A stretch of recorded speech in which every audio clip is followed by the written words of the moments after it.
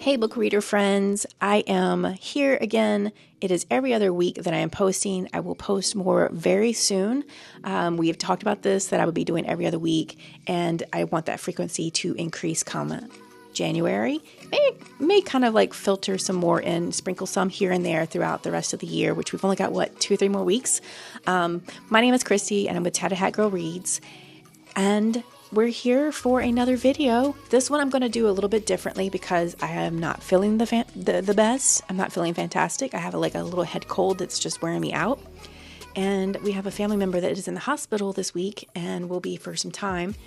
So it's been a crazy week. So I didn't put any content together, but I think this one is worth doing because it is kind of a reading wrap up for November. It's just a little late. And I'm going to do it by sharing my Goodreads file here. If you don't mind, that would be great. So you've already kind of seen what's on the clip. Let's see. Sleep Tight. I'm going to be honest. I gave it a 5-star rating because when I was reading it, I absolutely thoroughly enjoyed it. What scares me now about that rating is that I don't remember this book at all. I was looking at the synopsis that I wrote for it, and it's not enough to jar me at all. I can't even remember the characters. So I might need to change the rating because it didn't stick with me. But I can honestly say I remember enjoying it. I posted a few times on TikTok that I was in the middle of reading it, and I had a fantastic time with it. The next book is Dreadful.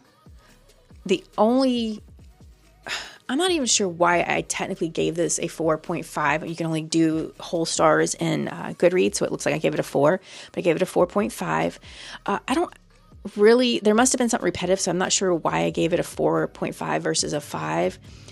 But this book was fantastic. Such a fun dark wizard story. Gav forgetting everything before the moment, and then trying to convince himself he's someone else. Separating himself from himself will not be as simple thanks to the princess. I fell in love with the goblins. This is a 4.5. It was truly, he came to himself after a time and period where he has forgotten a part of his life. He doesn't know how that happened or why he knows the things such as being a wizard that he knows. He doesn't know why the people around him are treating the way they are treating him. They're a little fearful of him.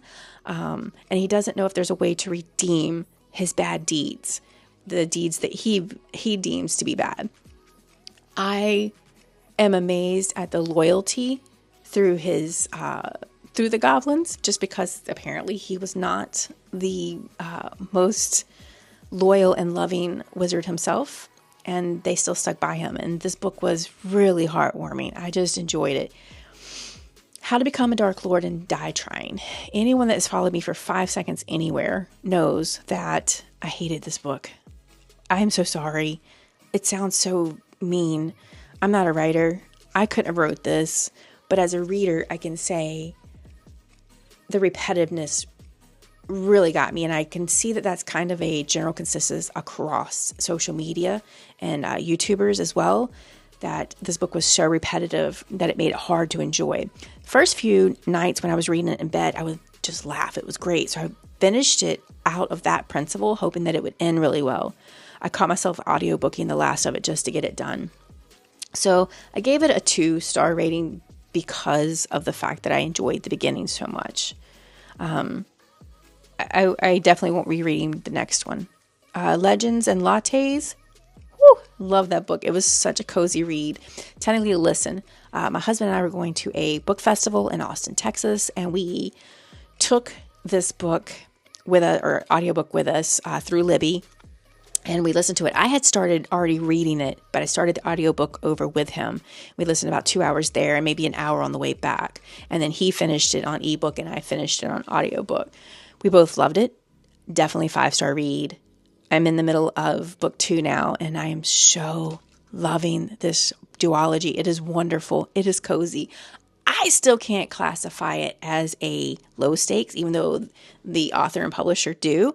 I still say if you gamble everything you have on a business and you risk losing it all, that's high stakes to me. I just can't help it. It's not a low stakes read to me, but I get it, It's considered low stakes, cozy read, and it is beautiful. It is fun. Spectacular, as my review says, dare I say, it was spectacular. I did the audiobook on it because I read Caraval years ago, and so I didn't want to sit and take time into this reading of this one because I was reading so many other things at the time. So I chose the audiobook while I was making breakfast one morning, and I say that was a perfect choice. If you've read it already, I highly recommend going back. I think Libby already had it through my Fort Worth library, Fort Worth, Texas. I'm not sure, like one of my other libraries didn't have it. And what's blowing me away is just the dramatization of it, how the sounds, the footsteps and such, and just the sound of the people in the city streets. Oh, it just added. I'm like, if Caraval was done that way, I might go back and listen to it. So if you know, will you put that down in the comments if you listen to Caraval or any of those books in that series to let me know if they did the sound effects or the dramatization in that. Because I might actually go back and listen to it. Sometimes I like to re-listen to books that I've read. I won't reread books. I'm not really good at that, but I'll re-listen to a book that I've read because it's like revisiting home and I already know what's going to happen. So I typically don't miss much, but I like to go back and listen to them sometimes, especially like Harry Potter, Caraval I might would do. I'm drawing a blank right now. Poppy War I would do. All of Sarah J. Maas I would do. But any books like that, any that I've enjoyed reading thoroughly, that I've rated somewhere between a 4 and a 5, I would definitely listen to the audiobook again. There's not much going on right now outside of the fact that I do have a family member that is sick and in the hospital. They'll be there for a little bit. And I've had this cold that's just really, really tiring me out. It's just making me so sleepy. And I am hearing that it's just the season change. Everyone's getting sick right now. So it is what it is. But I was here and I'm thankful to that. I succeeded. My goal is every other week and throughout the end of the year. And then January 2025, I want to say January 25th, January 2025 to show up weekly and make that my full-time job basically. And I hope you're here for it. The only way I know that you are is if you subscribe. So first off, thank you if you're already a subscriber and thank you if you subscribe now. I appreciate that hugely. Last I looked, I only have 8 followers, but I'm going to still continuously show up because I do enjoy this greatly. And we all love books. And if you have any comments on any of these books that you have read them and enjoyed them, or if you have any other opposite opinion of me, please don't hesitate to put it in the comments. If you're going to give a spoiler, please put the word spoiler. I like this. I'm actually taking this from Elliot Brooks, who also is a booktuber, and she has you do it. And I like this a lot. So I'm borrowing this idea from her. But she has you put spoiler before your comment. So this way, if someone wants to skip over and they don't want any spoilers, they don't have to read that comment. They can keep on moving. But I look forward to you, and I look forward to being able to spend more time with you through 2025 than I have been able to in 2024. 2025 is proving that it's going to be an interesting year, but I am here for it, and I look forward to seeing you all in your lovely faces. Have a great day and a great weekend. Bye.